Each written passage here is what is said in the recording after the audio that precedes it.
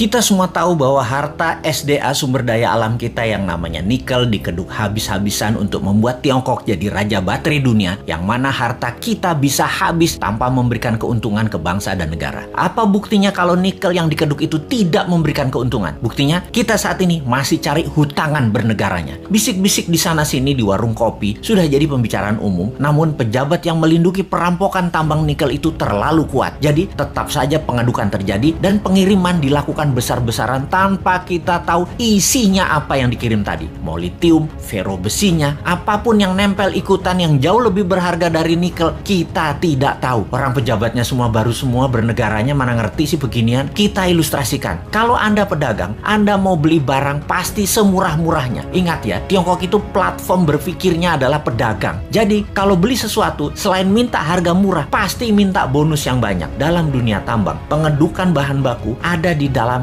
masih all in. Semuanya masih ada. Mulai dari barang berharga, katakanlah nikel, ada juga impuritiesnya atau barang yang tidak pure atau barang yang tidak murni atau barang yang tidak diperlukan seperti tanah dan lain sebagainya masih tercampur. Lalu dibersihkan, macam-macam cara pembersihannya. Ada di leaching, diproses, tujuannya untuk membuang barang yang tidak dibutuhkan. Katakanlah 75% terbuang, tinggallah 25%. Kalau dibawa 100% ke Tiongkok, yang 75% tadi adalah taiknya tambang yang nggak diperlukan. Taiknya mah tinggal di Indonesia aja. Makanya sekali lagi, taiknya dibuang di Indonesia aja. Kalau tadi dari 1 ton produksi tambang nikel ada 2% kandungannya. Setelah diproses tinggal 25%, nikelnya tetap 2%, tapi bukan dari 1 ton, dari 250 kilo. Nah, dalam 250 kilo ini ada fero juga, ada litium juga, ada macam-macam yang dibayar yang paling murah. Yang dibayar apanya? Nikelnya doang. Feronikel, nikel laterit, dan banyak lagi unsur logam dan mineral yang sudah disarikan tidak dibayar oleh Tiongkok. Kita asli bernegara ini bodoh memang. Dan penjajah perampok itu dikasih karpet merah lagi, dilindungi, dan tidak ada yang sadar. Kalau ada yang sadar, maka segerombolan buzzer pecinta cuan anti NKRI mulai memecah belah bangsa dan mencari sisi positif yang kecil dibesar-besarkan dari sisi bosnya, tapi mencari sisi buruk, pengkritisi tanpa solusi, dan diputer-puter beritanya agar rakyat tahu pengkritisi itu dosa. Apa yang terjadi kalau hal ini didiamkan dalam jangka pendek? Bukan dalam jangka panjang ya, pendek ya. Negara kita akan miskin, pejabatnya makin kaya, rakyat nambah lapar. Kita hanya mengingatkan arahnya nantinya. Sebagai contoh sejarah kebodohan penguasa atas kelolaan sumber daya alam, kita mau kasih ilustrasi. Ada 3 negara yang akan kita pakai jadi contoh kali ini, yaitu Nauru, Venezuela, Zimbabwe. Fosfat oil business berliannya Zimbabwe. Nauru di tahun 1980-an, negara dengan 7.000 populasi adalah negara yang sangat kaya, bahkan negara terkaya di dunia. Nauru adalah salah satu negara di selatan Pasifik. Nauru menghasilkan fosfat, bahan baku untuk pupuk. Saking kayanya, semua warganya digratiskan untuk melakukan apapun, sampai keluar negeri dibayarin pemerintah, diongkosi. Dan ada joke di sana, dolar itu hanya toilet papers. Dan ini bukan kiasan, dipakai beneran untuk ngelap pantat beneran. Lalu hasil alamnya ternyata habis 20 tahun kemudian. Dan Nauru saat ini menjadi sangat miskin ya.